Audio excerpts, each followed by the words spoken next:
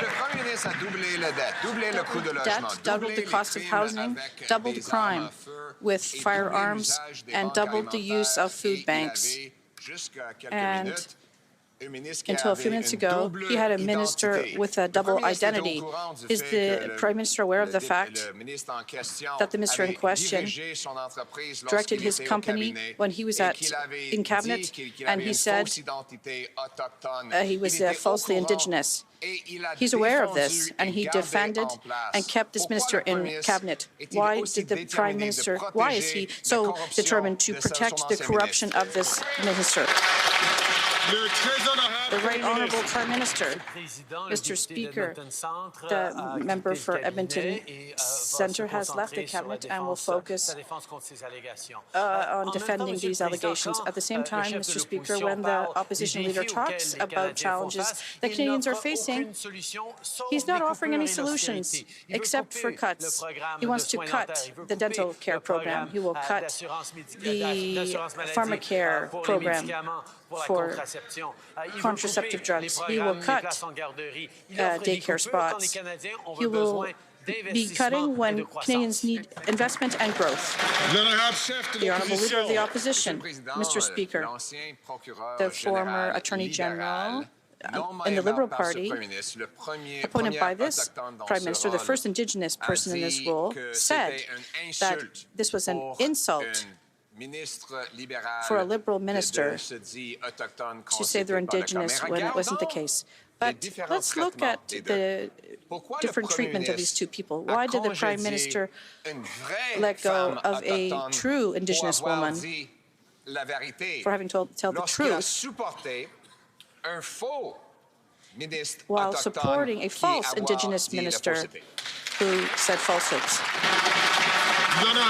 The Right Honourable Prime Minister, Mr. Speaker, for a leader who says he's concerned about people telling the truth, it's interesting to see that he is muzzling his caucus to not allow them to express their concerns with respect to investments in their community. Today we've learned, Mr. Speaker, that he doesn't allow free expression to his own members. Mr. Speaker, we're here in this place to raise our voices for our communities, but he wants his members to be speaking only his voice in their communities, and that's not how things work. The Conservative members should say what they think, really. The Honourable Leader of the Opposition. This Prime Minister in 9 years doubled housing costs, doubled the debt, doubled gun crime, doubled food bank use, and up until a minute ago, he had a minister with a double identity. The Prime Minister knew that the minister was directing his business illegally from inside cabinet. He knew the minister had claimed there was another Randy when there was no other Randy. He knew that the minister had falsely claimed to be Indigenous in order to take money away from real Indigenous people, and yet he stood by him up until yesterday. Why is it that he always stands up for corruption on his own side? The Right Honourable Prime Minister. Speaker, the member for Edmonton Centre has stepped down from cabinet to focus on clearing these allegations. Mr. Speaker, the Leader of the Opposition talks about the importance of speaking up. The reality is his MPs are no longer voices for their communities. They are his voice in their communities. That's not how this place is supposed to work, Mr. Speaker. We are focused on making sure that we're investing in Canadians, supporting them with the kinds of supports for housing, supports for dental, supports for childcare that Canadians need, while all he offers is cuts and austerity. That's right. The Honourable Leader of the Opposition.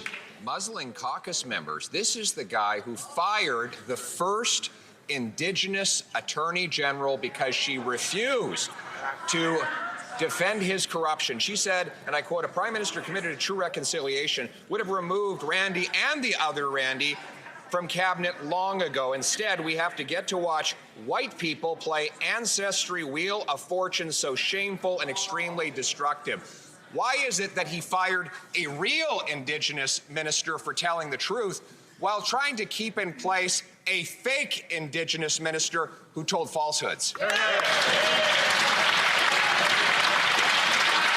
Right Honourable Prime Minister. Mr. Speaker, telling the truth would be MPs continuing to stand up to advocate for their communities. But the Leader of the Opposition has asked them not to be their community's voices here in Ottawa, but instead be his voice in their communities. This is supposedly the party of freedom and freedom of speech, but he's muzzling his MPs. He's not letting them talk to the media. He's not letting them talk to committees. The reality is he's afraid of what they might say about him, because there is no call to be muzzling MPs this way. The Honourable Leader of the Opposition. Mr. Speaker, this from a Prime Minister who has 20 caucus members that have signed a letter that they're ready to fire him. Why wouldn't they? This is the guy who's doubled housing costs, doubled gun crime, doubled food bank use, doubled the national debt, kept in place a minister with a double identity. Even his own caucus members know he's not worth the cost, crime, or corruption. So if he's not afraid of anything, why doesn't he call a carbon tax election like an idiot?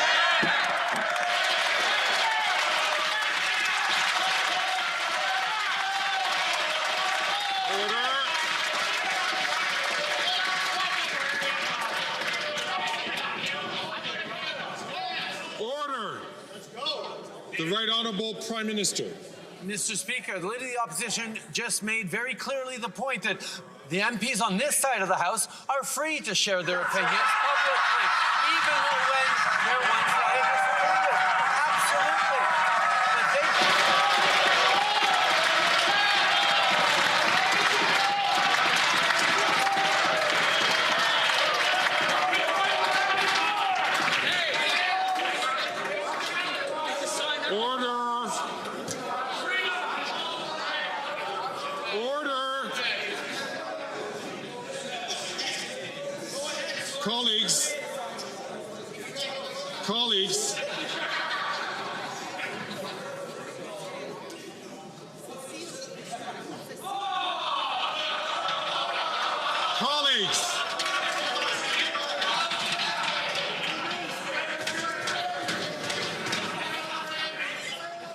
Colleagues, the more time that we spend here in the chair interrupting the process so that we get order in the House, the fewer questions we will be able to have and fewer answers we'll be able to have in question period.